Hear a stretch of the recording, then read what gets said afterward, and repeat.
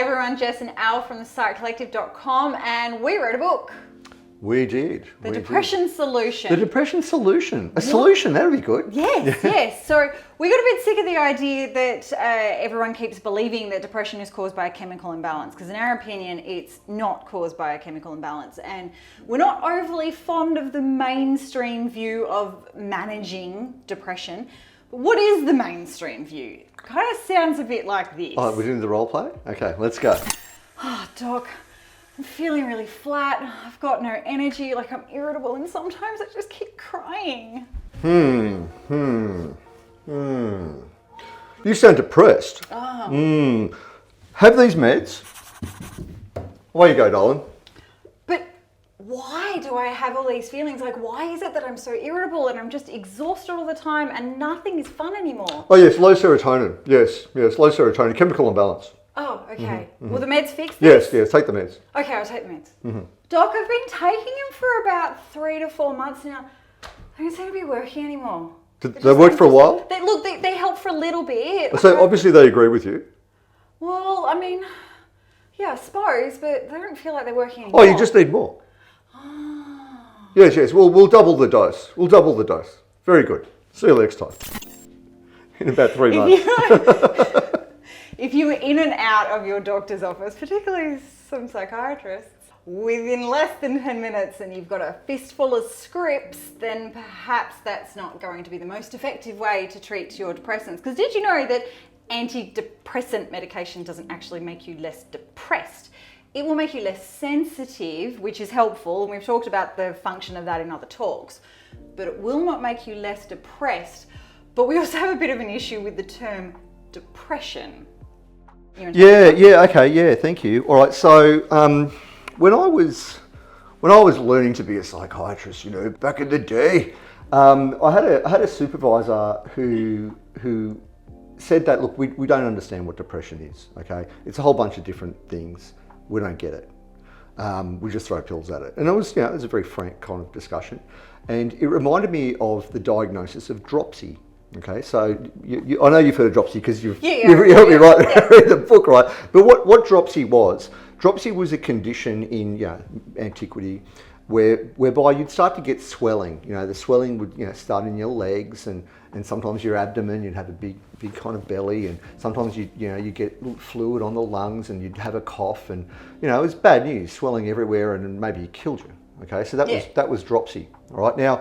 They didn't know what caused it. What they did know was that the foxglove flower, there was an extract. They just ground up some foxglove flowers and gave it to you, and some people got kind of miraculously better, right? So it was like, okay, so sometimes dropsy responds to foxglove, and mostly it doesn't. Yeah. Okay. Now it turns out dropsy is caused by a whole bunch of different things.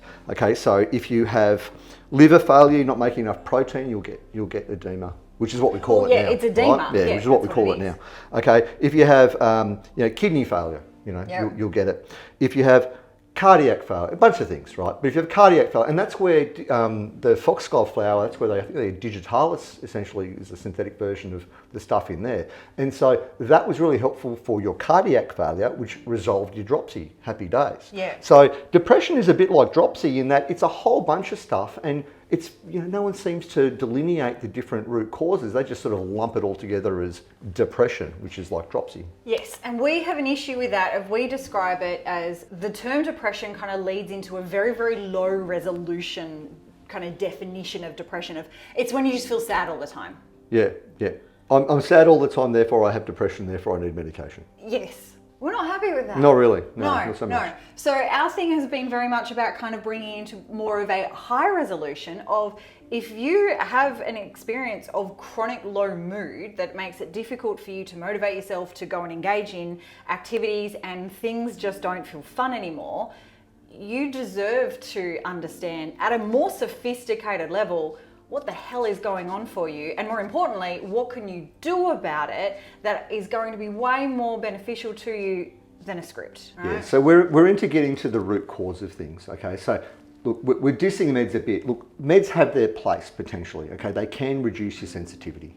And we've got videos on that where you even talk about your favourite meds. They have a role. So they have a role. Not everyone necessarily needs them.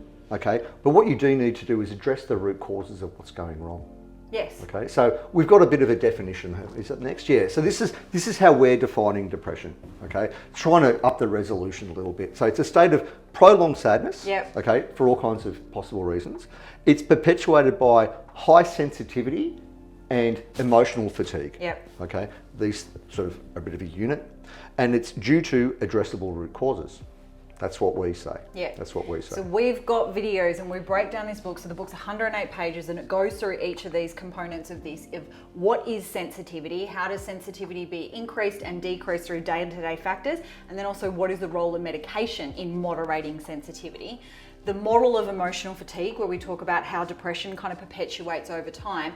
And then the entire back half of the book is about addressing root causes. And we've got some videos that'll give you a glimpse as to what's available in the book. Let's just show you. So look, here's some of the thumbnails of some of the root cause pages that we've got, and there's a bunch of them. But you can see there's, you know, we've identified a heap of root causes that can contribute to depression and increase sensitivity. And so that's kind of the purpose of the book, is to help you get to the root causes.